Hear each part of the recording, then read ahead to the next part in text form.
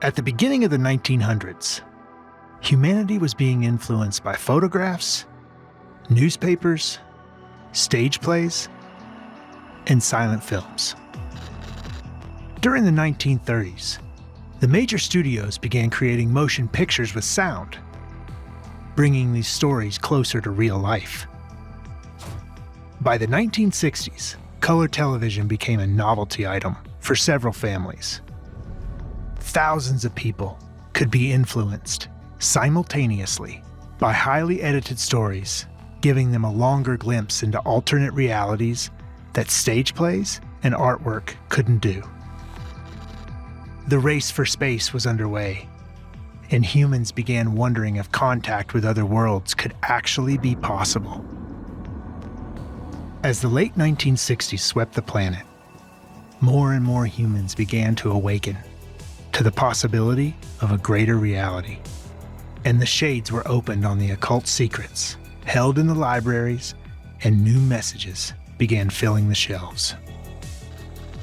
Channeled text became more and more available, and the occult labels and misconceptions about this mysterious form of spiritual communication began piling up.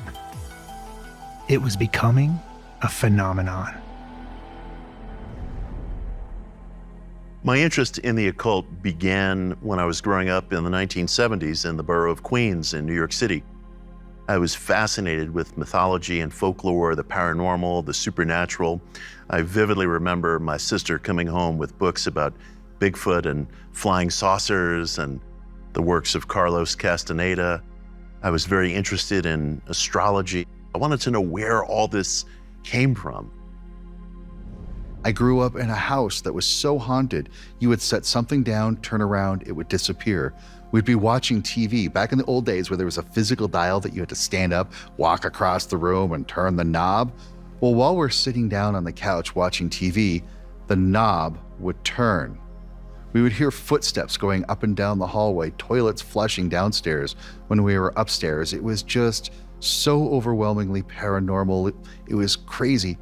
When I started telling my parents, I'm seeing these things, I'm communicating with these things, my parents are like, okay, we need to go back to our old church, which turned out to be a spiritualist church, which is your typical stand up, sit down, stand up, sit down, stand up, sing.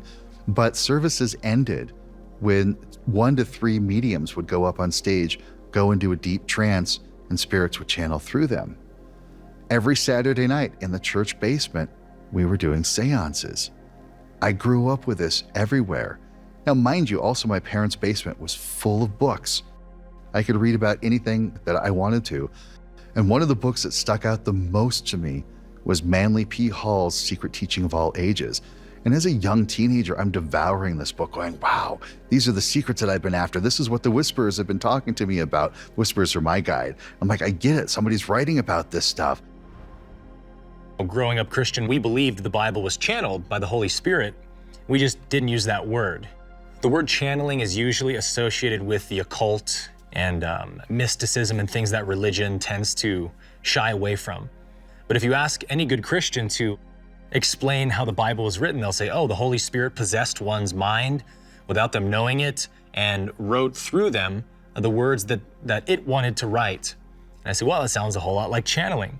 So it's really just different words for the same thing. If you want to call it inspiration, that word can be used as well. But I think, especially in religious circles, the word channeling inspires occultism and things like that. So they think it's a word that's, off limits, but it's actually, in my estimation, exactly what they believe of the Bible. Several legendary stories throughout religion have been delivered through humans hearing voices and carving or writing down the messages. This practice continued as oracles, prophets, and poets shared their messages through pen and paper and eventually the typewriter. The practice of automatic writing is another highly debated form of channeling that has several different meanings. But the question remains, who is moving the hands and writing the message? In terms of the modern age, automatic writing is one of the most popular forms of mediumship. And it was very popular in the United States and Europe going back to the mid 19th century, where an individual seated with a piece of paper and a writing implement would feel that he or she was receiving some kind of extra physical information. And probably the most popular channeled text in modern history, A Course in Miracles, could be considered the result of automatic writing. A research psychologist named Helen Schucman at Columbia University in the 1960s began to hear clairaudient voices, and she composed an extraordinary, comprehensive, complex spiritual psychology that later came to be called A Course in Miracles, and it's probably the most popular channeled text in modern history. There's nothing that I would call ordinary audition about this at all. It's a curious thing, and it will be very difficult to explain. Somebody asked me, was it as though your hand was moving? No, I wrote perfectly voluntarily. In response to, I call it a voice, but a voice sounds as though it has something to do with hearing. I didn't hear anything. I think it's a sort of hearing that you can't really describe. It doesn't have anything to do with ears or waves hitting a drum or anything on that order. I don't really know. I think maybe I'm using the wrong word when I say hear. I think knew may be a better word than heard. I sort of recognized it. It came very easily, very rapidly, very smoothly. If I didn't catch a phrase, I could sort of say, would you mind doing that again? The story is truly remarkable in that Helen Schucman, in the early 1960s, she was working with a colleague, Dr. William Thetford, and they had worked together for many, many years in this field of psychology. Helen Schucman began having psychic dreams, very, very vivid dreams that she said it felt like some kind of entity was contacting me. And for her being an atheist, of course, this felt very bizarre and she almost didn't want to tell anybody about it. But she confided in her colleague and said, I'm having these dreams of an entity coming to me that wants to bring a message through.